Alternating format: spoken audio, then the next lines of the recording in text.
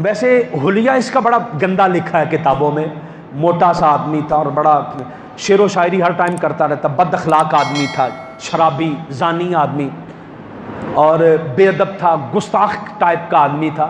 इमाम हुसैन पाक गए हैं ना जी, जब ये हज करने गया यजीद, खैमे के अंदर इसने खैमा लगाया, इमाम हुसैन को बुलाया, आप आए थे खैमे में। इब्ने कसीर ने लिखा आप खैमे में आए तो इसने ना एक मटका रखा हुआ था, घड़े के अंदर से इसने कहा ये शरबत पिए, मैं वहाँ से लेके आया हूँ। तो आपके सामने वो शरबत आया तो आपने कहा ये शरबत कौन सा? कहने लगा ये हमारे मुल्क की शराब है। हुसैन पाक ने उठा के नीचे फेंक कर फरमाया कि लानत हो तुझ पे यजीद, मुस्तफ़ा के नवासे को शराब की दावत दे रहा है।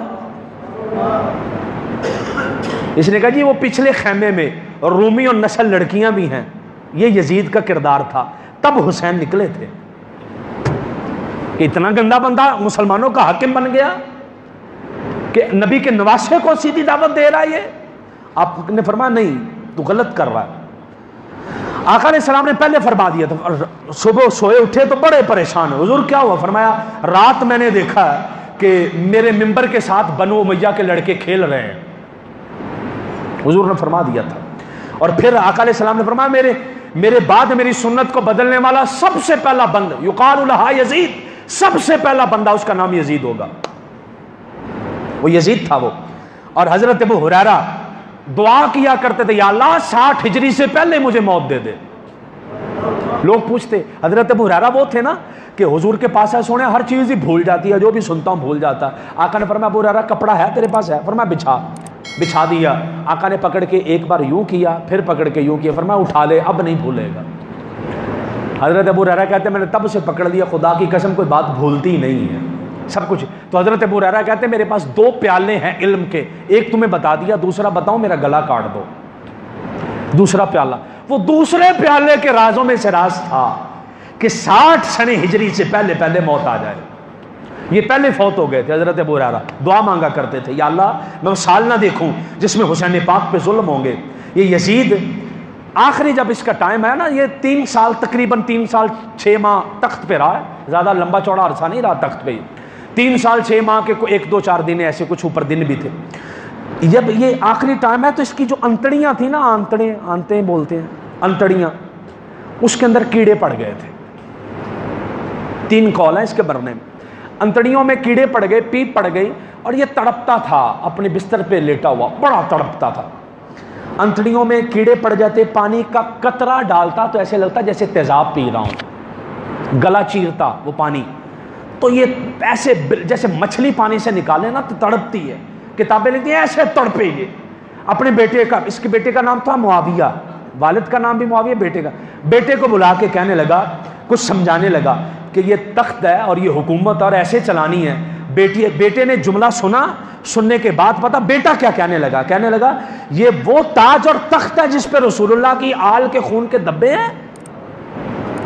बेटे ने बोला थू, लानत भेजता हूं इस ताज पे और इस तख्त पे, इस हुकूमत पे। या अल्लाह मुझे इस मेरे बाप की विरासत से महरूम कर दे। मैं अपने बाप के जुर्म में भी शरीक नहीं और अपने बाप की हुकूमत में भी शरीक नहीं। बेटा कह गया और बेटा कहने लगा बाबा मैं लानत भेजता हूं तुझ पे, तेरी हुकूमत पे, तेरी सल्तनत पे। दरवाजा बंद कर लिया, 40 दिन तक बाहर ही नहीं निकले, अंदर ही फौत हो गए। ये यजीद का बेटा। यजीद ने जब देखा मेरा बेटा मुझ पे लानत डाल गया, मेरे तख्त पे लानत, इस तख्त के लिए तो मैंने कितने जुल्म किए थे, इस तख्त के लिए। इमाम हसन बसरी ने नहीं फरमाया कि दुनिया की मोहब्बत हर बुराई की जड़ है। बंदा सूद भी लेता है, बंदा चोरी भी करता है, झूठ भी बोलता है, झूठी कस्में भी, दुनिया की मोहब्बत में पड़ के। और जब बंदा खुद मर जाता है तो बच्चे लाश पे खड़े होके कह रहे होते हैं नहीं अब फलाना घर मेरा ही, अब फलानी पैली मेरी है, अब फलानी आड़त मेरी है, फलानी दुकान मेरी है। बेटे उस लाश पे, मैयत पे खड़े होके कह रहे होते हैं ना। इमाम हसन बसरी ने लिखा दुनिया के लिए बड़े ड्रामे करता बंदा, लेकिन हाथ में कुछ भी नहीं एंड पे आता, वो चला जाता दुनिया छोड़ के सारी। तो वो तड़पने लगा कि मेरा बेटा मुझे क्या गया। पानी पिया, वो ऐसे जैसे तेजाब अंदर गया, वो पानी अंदर नहीं गया और मर गया। ऐसी बदबू आती थी कि लोगों ने दफन नहीं किया, उठा के कूड़े वाली जगह पे फेंक दिया था। एक ये कौल मिलता है और एक कौल और मिलता है जिसके मरने का, वो ये कहते हैं कि ये बंदा रबीउल अव्वल के महीने में मुल्क शाम के शहर हम्स में 39 साल इसकी उम्र थी, उसमें मर गया 39 साल की उम्र। एक रोमियो नस्ल लड़की थी, रूम की लड़की, उस पर आशिक हुआ था ये यजीद, और उसके साथ बाहर गया मिलने के लिए कि मैं मिल मिलाप करके उससे आता हूं। उस लड़के के दिल के अंदर बड़ी नफरत थी यजीद की। बाहर गया, उसने खेलने के लिए खंजर मांगा कि मुझे खंजर दे, मैं थोड़ा खेल लूंगी। इसने खंजर दे दिया। बादशाह था ना, जिस्म बड़ा मोटा था इसका, रंग काला था और अजीब सा इसका हुलिया था। उसने खंजर लिया तो खंजरों से इस पे वार कर दिया। कहने लगा तू तो मेरी महबूबा नहीं। उस लड़की ने आगे से कहा, उसने कहा जो रसूल की आल का नहीं वो मेरा कैसे हो सकता। उसने मार दिया था वहीं पे, वहां मारा फिर नहीं है। और अल्लामा सयूती जैसे लोग लिख गए, कहते हैं कि वो कीड़े मकोड़े जानवर आके परिंदे उसकी कव्वे लाश को खा गए।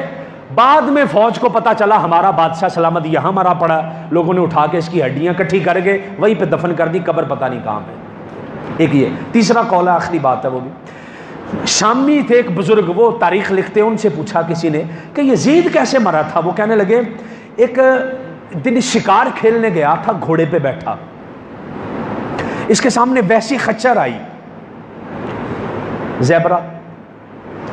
ज़ेबरा सामने आया, तो ज़ेबरे के ऊपर बंदर बैठा था। इसका बंदर था, इसने पाला हुआ। ये कुत्ते बंदर ऐसी चीजें पालने का शौकीन आदमी था। तो इसका जो बंदर था वो ज़ेबरे पे बैठ गया जाके। इसने अपना घोड़ा पीछे दौड़ाया, इसका बंदर इसके घोड़े के पे आके पीछे बैठ गया। जब इसका बंदर पीछे आके बैठा, ये खच्चर को उसको ज़ेबरे को पकड़ने के लिए इसने घोड़ा दौड़ाया, वो घोड़े को ठोकर लगी, नीचे गिर पड़ा, रीढ़ की हड्डी टूट गई, वहीं पे मर गया, वहीं पे मर गया और जलील हो गया, वहीं पे दफन कर दिया गया।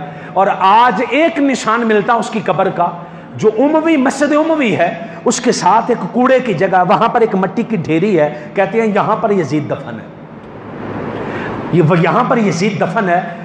और उसकी जो हुकूमत थी, जो उसका तख्त था, जो उसका ताज था, उसके बेटे ने उस पर लानत भेजी।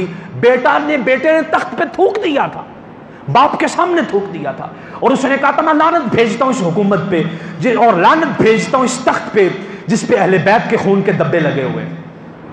और हुसैन क्या था, जब इमाम